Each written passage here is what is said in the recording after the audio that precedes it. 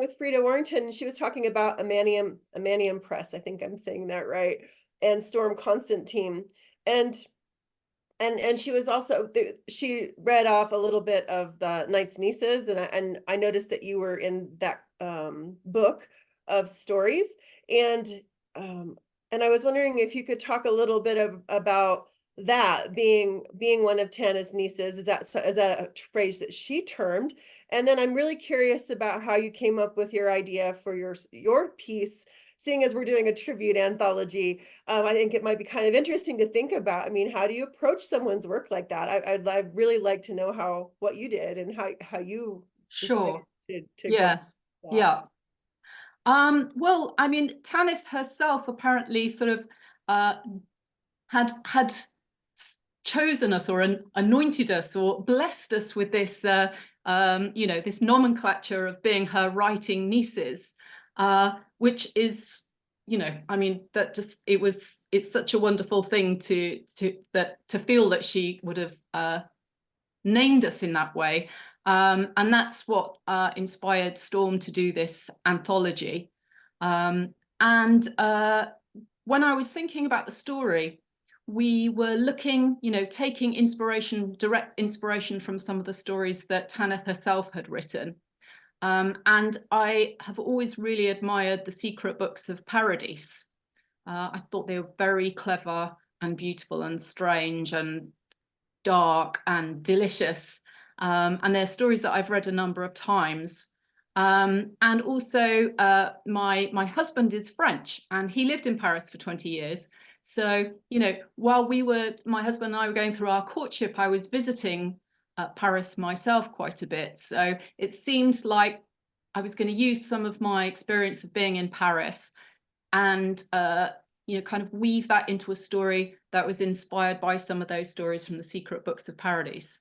So that's what I did. And I called it City of Gold, and with a subtitle of Le Livre de l'Ombre, which sort of picks up how she introduced some of the short stories and the books in the Paradise tetralogy.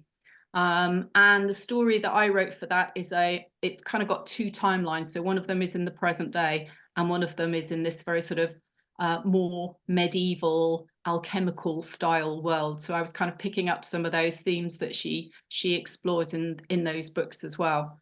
But it was, I really admire Storm Constantine's work, and there's lots of really great authors in that anthology. So it was exciting and inspiring, but also slightly terrifying to be writing a story to go in this collection that was going to be described as the legacy of Tanith Lee.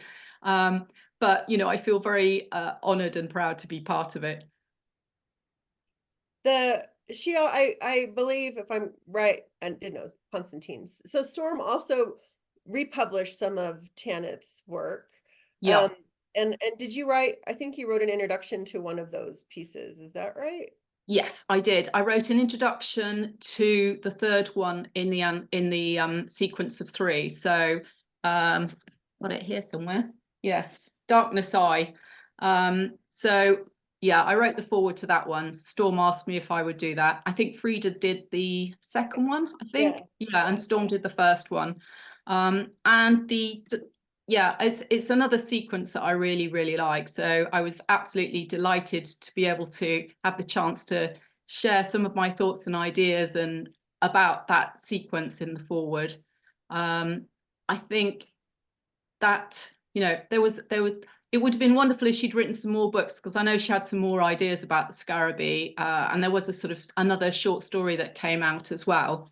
But there's such a lot going on in them, with Dark Dance being very much like, I talked about the sort of governess, very sort of slightly claustrophobic Gothic story. And then the second one, Personal Darkness, is much more of a kind of, well, a thriller really. And there's a satire on 80s consumer society as well. And then with Darkness Eye, she really plunges into the sort of deep history of the Scarabee and explores their kind of origin story, really.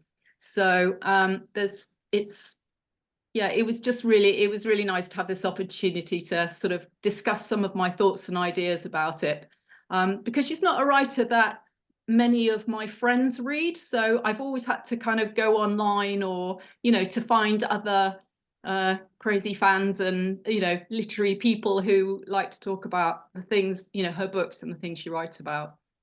What was harder, the writing the introduction to one of her books, or writing a story based on her writing and her legacy? What would be more Oh, difficult? the story, definitely. Yeah, creative writing is always, you know, wonderful, but you know, slightly vertiginous at the same time as well. And thinking it's going to be, you know, in an anthology to honor Tanith, just puts the pressure on a little bit more as well. Yeah, I think that would be terrifying. In Storyteller, when people, we're gonna have a big open submission, and so we're asking people to write a paragraph of what it is that drew them to that. I'm really interested to see how different people connect with her work.